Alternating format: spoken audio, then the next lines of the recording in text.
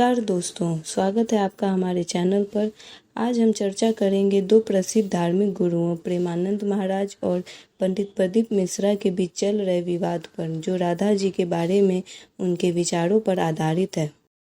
प्रेमानंद महाराज अपने प्रवचनों में राधा जी को प्रेम और भक्ति की देवी के रूप में प्रस्तुत करते हैं। उनके अनुसार राधा और कृष्ण का दिव्य प्रेम अद्वितीय और अनुकरणीय है। महाराज जी के प्रवचनों में राधा जी की महिमा का विशेष स्थान है। दूसरी ओर पंडित प्रदीप मिश्रा अपने शिव पुराण की कथाओं के लिए जाने जाते हैं, लेकिन वे भी राधा जी के का उल्लेख करते हैं। उनके अनुसार राधा जी की भक्ति और समर्पण का स्तर अद्वितीय है और यह हर भक्त के लिए प्रेरणा का स्रोत है। हाल ही में दोनों गुरुओं के बीच विवाद तब शुरू हुआ जब पंडित प्रदीप मिश्रा जी की शिव महापुराण कथा की एक क्लिप बाहर आई। उस कथा में उन्होंने राधा जी के बारे में बताया है। उन्होंने कथा में बताया है कि भगवान कृष्ण की 16,108 रानियां थीं, लेकिन उनमें राधा जी का नाम नहीं था। राधा जी के पति में कृष्ण जी का नाम नहीं है। उन्होंने बताया कि राधा जी के पति का नाम अनय घोष है और सास का नाम जाटला है, ननद का नाम कुटिला है और उनका विवाह ग्राम छाता में हुआ था। राधा जी का जन्म रावल गांव में हुआ था। बरसाने में तो उनके पिताजी की कचहरी थी, जिसमें वे साल में एक बार जाया करती थी, इसलिए उस जगह का नाम बरसाना पड़ा। मतलब वर्ष में एक बार आना, मतलब बरसाना। इस कथा की क्लिप देखकर प्रेमानंद जी महाराज और अन्य भी ब्रिज के धार्मिक गुरु भड़क गए। उन्होंने अपने चैनल भक्ति मार्ग में पंडित प्रदीप मिश्रा जी द्वारा बताए गए राधा जी के विषय में बात सुनकर इस विषय में एक वीडियो शेयर करते हुए नजर आए, जिसमें उन्होंने बोला पंडित प्रदीप मिश्रा को बहुत ही खरी खोटी सुनाई है। उन्होंने अपने वीडियो में एक्चुअल में क्या लाइन बोली है वो मैं आपको बताने जा रही हूँ। उन्होंने बोला कि 4 श्लोक पढ़ लिया और भागवत प्रवक्ता बन गए। तुम किस राधा की बात कर रहे हो? अभी राधा को जानते ही नहीं हो। अगर राधा जी को जानोगे तो तुम्हारी बातों से नहीं, आंसुओं से वार्ता होगी। प्रेमानंद महाराज कहते हैं कि कभी बरसाने गए हो? प्रदीप मिश्रा से यह सवाल पूछते हैं। कभी देखे हो तुम कितने ग्रंथ पढ़े हो? सिर्फ चापलूसी संसार को रिझा सकते हो।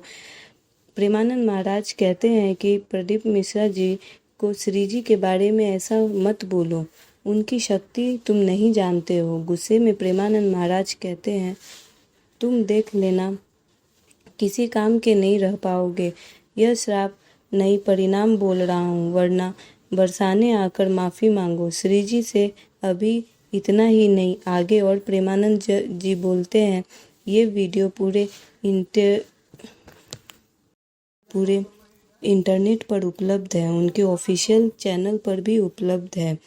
वो कहते हैं कि काल राधा जी काल है, मतलब उन्होंने भगवान शंकर से तुलना की है।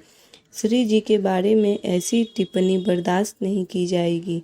ऐसे लोगों की बातें सुनकर, कथा सुनकर पूरख तक नरक में जाएंगे। मतलब जो लोग प्रदीप मिश्रा जी की कथा सुनते हैं, उनके अनुसार, प्रदीप मिश्रा जी के अनुसार हमारे पूरक तर जाएंगे।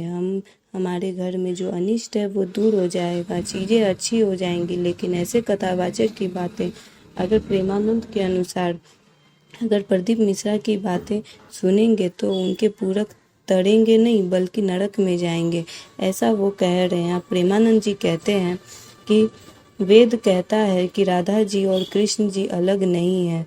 वो हद पार करके बोल रहा है, तुझे नरक से कोई नहीं बचा सकता। 4 लोग को रिझा के भागवत आचार्य बन गया। तू प्रभु के प्रति बोल रहा है, तू बोल रहा है कि द्वारकाधीश के प्रति तुझे शर्म आनी चाहिए, जिसका यश गान करके जीता है, जिसका यश करके खाता है, जिसका यश करके तुझे नमस्कार और प्रणाम मिलता है, उसकी मर्यादा तू नहीं जानता। आप जिसके नाम से खाते हैं, जीते हैं, आप उसकी निंदा नहीं कर सकते हैं। उसके आगे प्रेमानंद जी ने कहा है कि किस बात का प्रवचन करता है, तुझे ब्रह्म का तत्व का बोध ही नहीं है। श्री जी को तू जान जाएगा तो ब्रह्म और शंकर के ध्यान में भी नहीं आने वाली है। वो हमारी लाडली है। मतलब राधा जी को श्री जी कहते हैं और वो कहते हैं कि शंकर के ध्यान में और ब्रह्म के ध्यान में भी राधा जी नहीं आती है, श्री जी नहीं आती है, तो तुम्हें कितना मालूम है। ये ऐसा प्रेमानंद जी महाराज कहते हैं। रही बात श्री जी को बरसाने की है या नहीं, तुमने कितना ग्रंथ का अध्ययन किया है। प्रेमानंद जी महाराज प्रदीप मिश्रा से पूछते हैं, तुम कितने ग्रंथ का अध्ययन किए हो। अभी तो रस ग्रंथों में तुम्हारा प्रवेश भी नहीं हुआ है। 4 श्लोक पढ़ लिए भागवत प्रवक्ता बन गए। तुम्हें हम कहीं का नहीं छोड़ेंगे। प्रेमानंद महाराज ऐसा कहते हैं।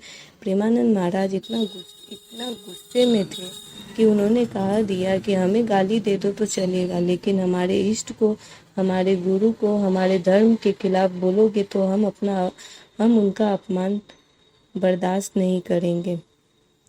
हम स्वयं को न्यौछावर कर देंगे। हम कहीं के का नहीं तुम्हें छोड़ेंगे, तुम्हें बोलने लायक नहीं छोड़ेंगे। ऐसा प्रेमानंद जी महाराज ने अपने वीडियो में प्रदीप मिश्रा जी के बारे में बोला है। यूट्यूब में प्रेमानंद महाराज की प्रदीप मिश्रा को ये सब बातें बोलने की वीडियो को वायरल हो रही है।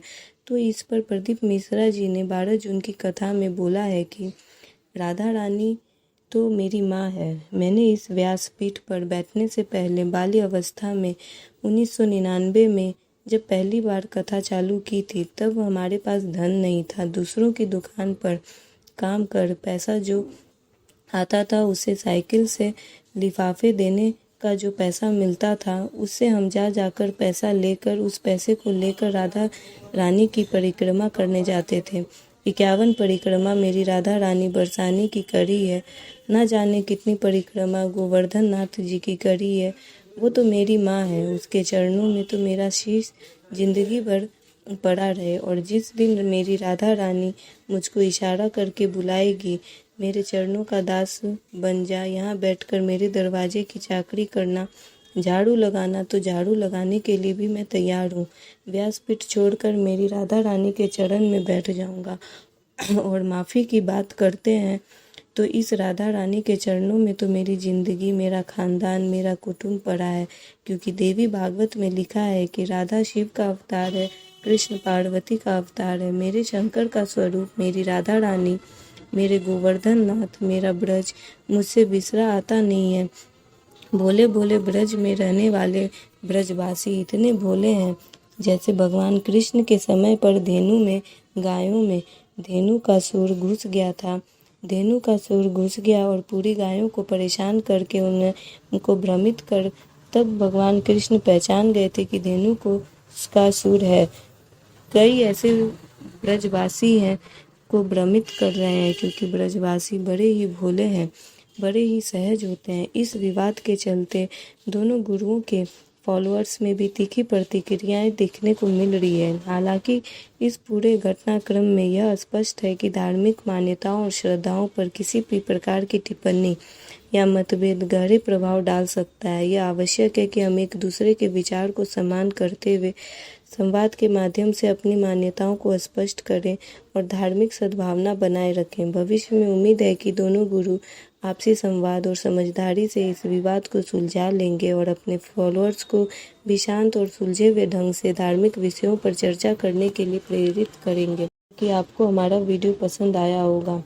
अगर आपको हमारा वीडियो पसंद आया तो वीडियो को लाइक करना ना भूलें। ज़्यादा से ज़्यादा लोगों के बीच शेयर करें, ताकि लोगों के बीच में जो धार्मिक मान्यताओं को लेकर के तीखी प्रतिक्रियाएं देखने को मिल रही है वो ख़त्म हो सके।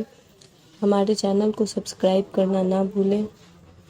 इसी के साथ हमारा वीडियो ख़त्म होता है। अंत तक देखने के लिए बहुत बहुत धन्यवाद। जय श्री राम।